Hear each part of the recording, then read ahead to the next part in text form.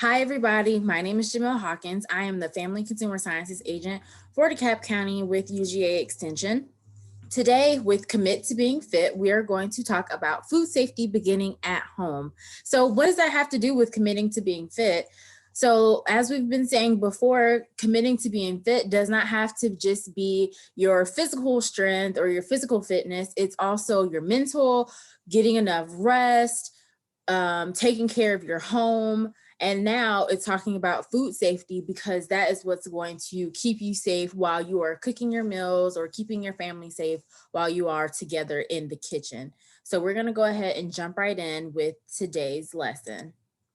So today we're going to learn identifying the 4 steps of keeping food safe, and then also demonstrating knowledge needed to prevent foodborne illnesses at home. So we're going to have kind of like a scenario at the end, and we're going to talk through some of the scenarios that might happen in your life as well.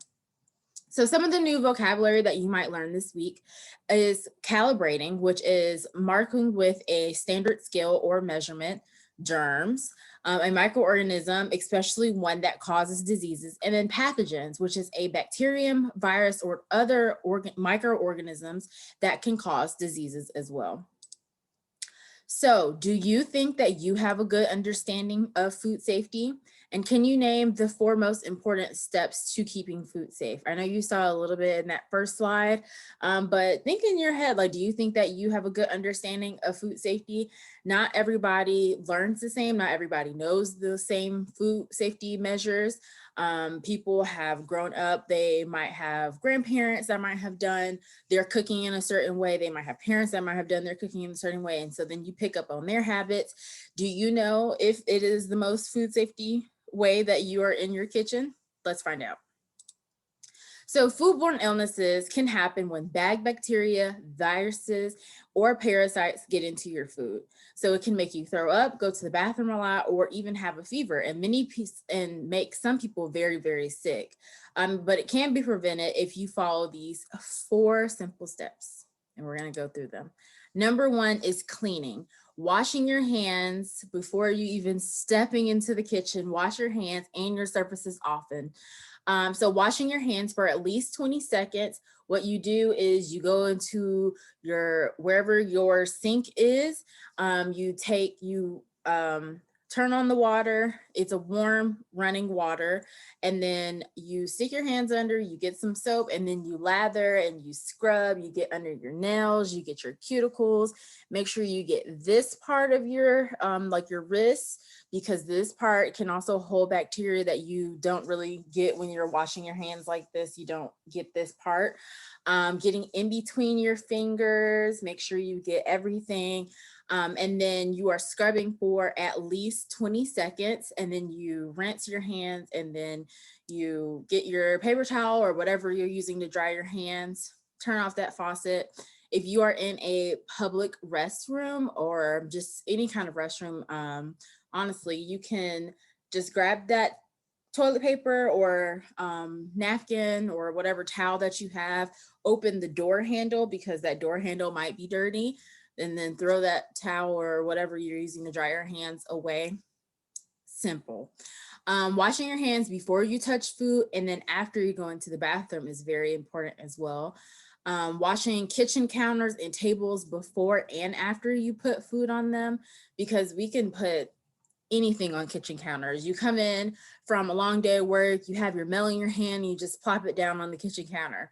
And you don't think about where that meal has been, whose hands have touched that meal, what it might have on it. You come in, you might put your purse down on your kitchen counter, you might take all your keys and your wallet out and you throw them on your kitchen counter.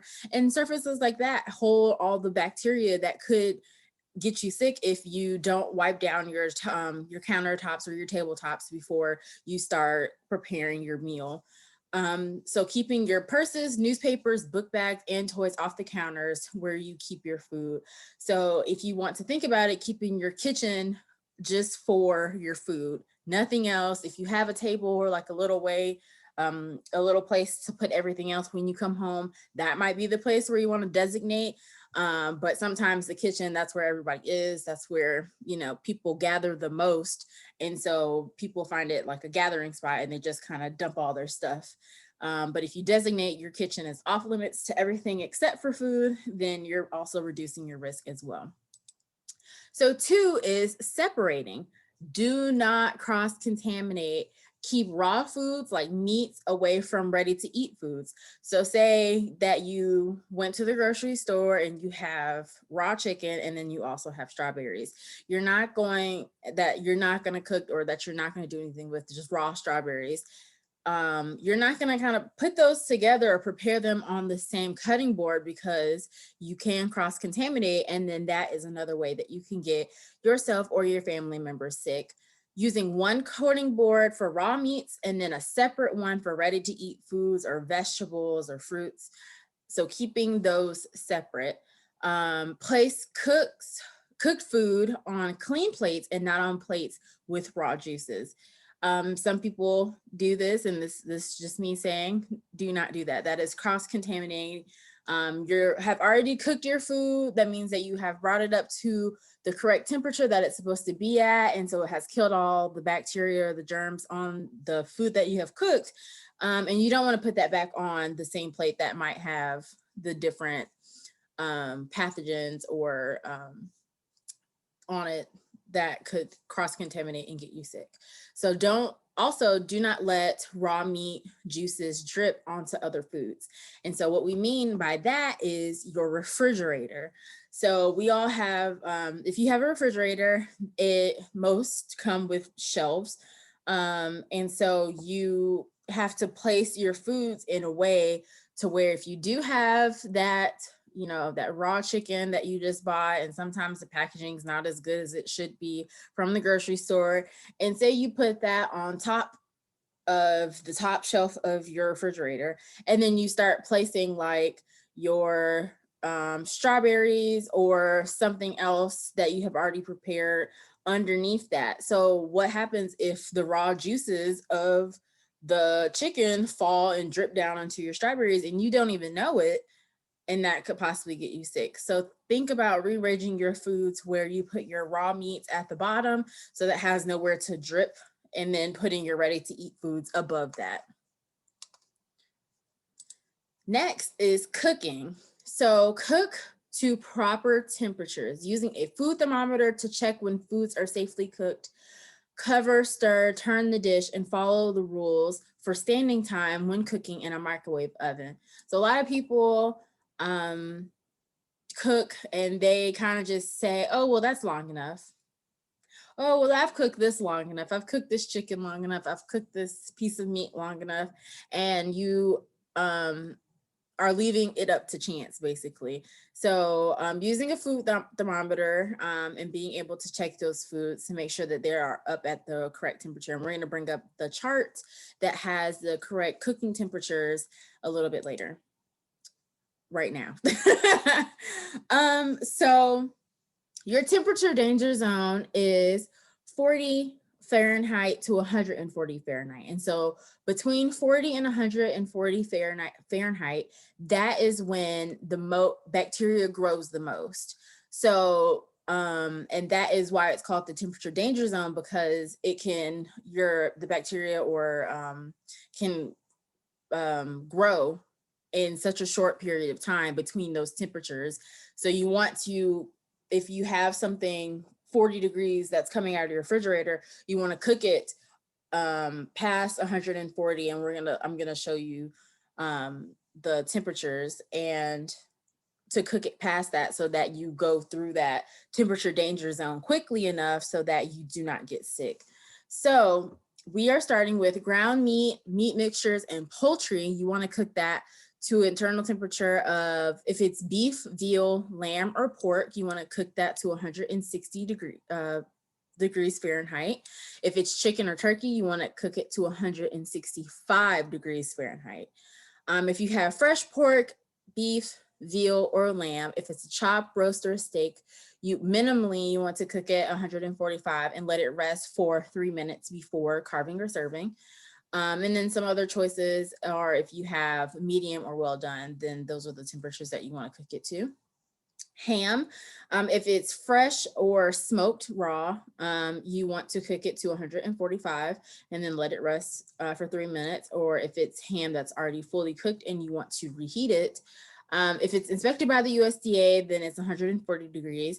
But then if it's everything else, then you want to cook it back up to 165 degrees if you're reheating it. Poultry is chicken and turkey wholes, 165. Poultry breast, poultry thighs, wings, stuffing, 165 degrees Fahrenheit. That's what you want to cook that at. Eggs, if they're fried or poached, then the yolks and whites are firm. But if you're putting it inside of a casserole or a soup, not a soup, but a sauce, a custard, or a quiche, you want to cook it up to 160. And then fish and seafood is 145, and then leftovers, casseroles, and stuffing, you want to heat it up to 165. So this is a good guide to go by, especially when you have your food thermometer, so that you can quickly check and you can make sure that you are serving the most safe food to yourself and to your family. So if you have, being sure to calibrate your thermometer, there's different types of thermometers. They have the digital ones, and then they also have the ones that you have to calibrate. So here's how you do it. You make a 50-50 ice and water slush. That's half water and half ice. You make it deep enough to stick into the whole sensing area, which is the tip of the thermometer, into the middle of it. So you'd make sure it doesn't touch the sides or the bottom of the cup. You stick the thermometer into that slush. The tip does not touch the sides or the bottom. You wait until the temperature stops changing, and this might take 5 to 10 minutes. And then once you think it has stopped, make sure it stays the same for 3 full minutes. The temperature should read 32 degrees, and if it doesn't, then you turn the calibrating nut until the dial or the face of the thermometer reads 32, and then you recheck to make sure that it's accurate. Following those same steps. Then you clean and sanitize the thermometer, put it back in its case, and then you can use that before checking your food thermometers. That is how you recalibrate a thermometer. And then number 4, it is chill. So you want to refrigerate promptly using your thermometers in your refrigerator or your freezer. You keep your refrigerator at 40 degrees or colder, and then you keep your freezer at 0 degrees or colder. Put foods back in the refrigerator as soon as you use them, so don't leave them out on the counter. I know that you get busy when you start cooking, and that might be a job, especially for some of your children. If you do want to get them involved in the kitchen, making sure that they're putting back the foods as you are done with them, and then having them wipe down counters as you get done with them. And that's a good way to get your kids involved. If you're not comfortable with letting them cook, then that might be a way to go about keeping them in the kitchen so that they are watching you and being intrigued by the whole process of cooking a meal, or making sure that they can be able to take care of themselves. So you keep your cold foods cold on the go in lunch boxes and coolers with ice, or freezer gel packs. So that is that 4th step, chill. So now we're going to go through some scenarios that could happen in your life, that could have happened in my life, that could have happened in anybody's life. And then we're going to talk about what went wrong, or what could be wrong. So scenario number 1 is a family is preparing a chicken barbecue for a neighborhood party. Y'all are having a block party.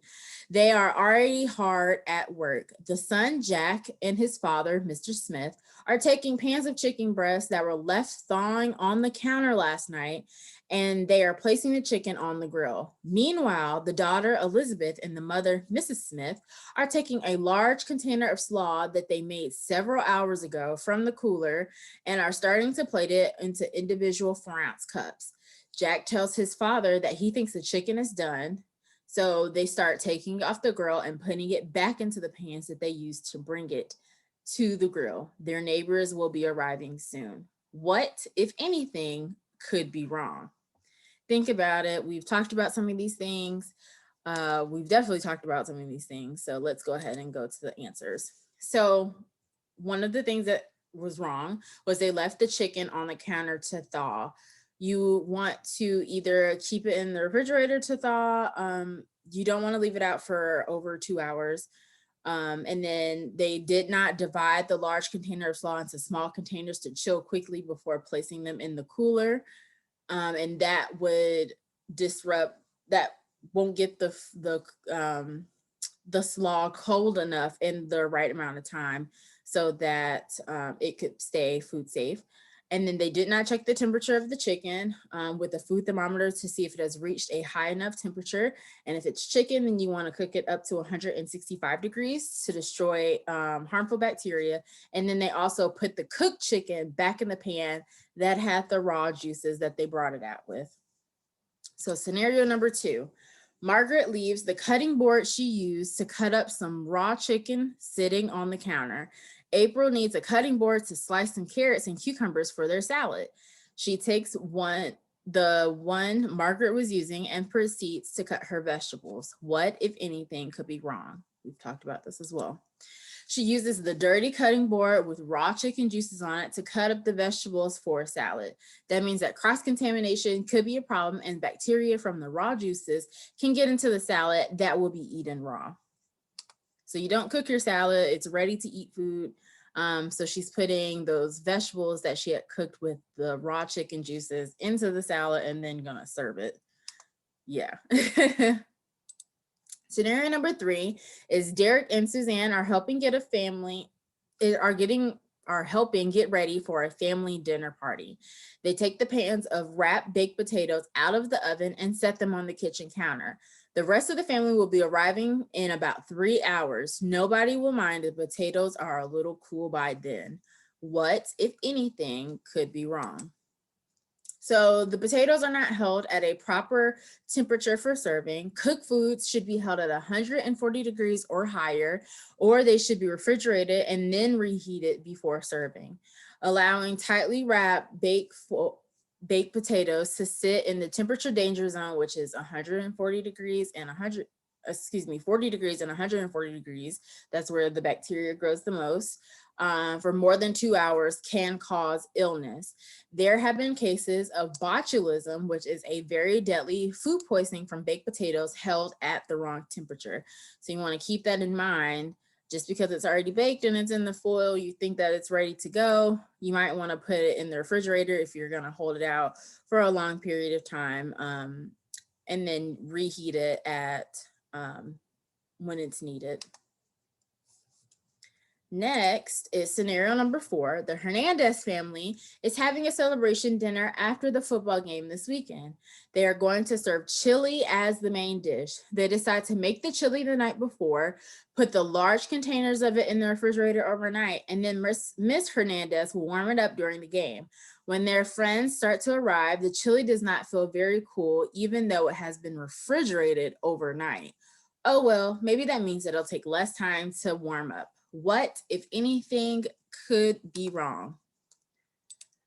Large containers were not cooled in an ice bath and then divided into small containers to cool quickly. So when you do not bring your cooked food down cold enough between that temperature danger zone, then that means that bacteria can grow inside where the food is, because you need to take very large containers and put them into smaller, shallow containers so that it's able to cool as quickly as possible to keep your food safe. So that means that the chili stayed in the temperature danger zone too long and could be unsafe. So scenario number 5 is Angela is helping her mother prepare dinner. Angela has long hair and decides to pull her hair back with a hair tie. She also has a cut on her hand from playing with the family dog earlier in the day. She did not remember to clean it and cover it with a bandage. She then starts to help her mother cut up some fresh vegetables that they're going to serve with a dip as an appetizer. What, if anything, could be wrong? Well, Angela should have washed her hands before touching her hair. After touching her hair and before touching the ready-to-eat vegetables. And then Angela should have also cleaned her wound and covered it with a clean bandage in order to prevent a possible spread of bodily fluids and diseases. And then scenario number 6. Paul decides that he needs to reorganize his kitchen because there is too much clutter, which happens. He starts cleaning out of his food pantry under the sink he starts cleaning out his food pantry and under the sink. He has a large food pantry and decides that instead of putting his dish detergent and other cleaners under the sink, that he would put it in his food pantry. What, if anything, could go wrong? Could be wrong. Paul should not store chemicals and cleaners with his food because it could increase the risk of contamination and possible illness. If there is anything on the bottom of his food pantry, say if he's storing rice at the bottom of his food pantry and a chemical accidentally spilled, it could go and seep into the rice bag and could, contaminate the food, and you won't even know it because, it has already dried up. It's been a while, before he gets to his rice. And so that could possibly be a risk for contamination and possible illness. And so you want to make sure that you keep all your cleaners and your chemicals completely separate from your food. You don't want to eat that. So here are some of the references and resources that we have used for this particular lesson. And here is the lesson evaluation. So this is the end of my presentation. I hope that this food safety for your kitchen has helped you think about some ways that you could change some of your habits and create a healthier food safety space for yourself and your family. Please use my evaluation link. It's going to be linked also where you can find this video. And there's also going to be handouts as well so that you can use them as resources. And so I would like for you to fill out this lesson evaluation. It will help me greatly to know what I've done so that I can be better to teach classes like these for everybody. If you have any questions or concerns about anything, any food safety, or just any lesson that we have talked about in the past, you can email me at Jamille, Jamille, period, Hawkins, Hawkins, @uga.edu. Again, my name is Jamille Hawkins. I am the Family Consumer Sciences Agent for DeKalb County with the University of Georgia Extension. And I hope that you have a great day, and let's continue to be committing to be fit. So thank you. I hope y'all have a great day.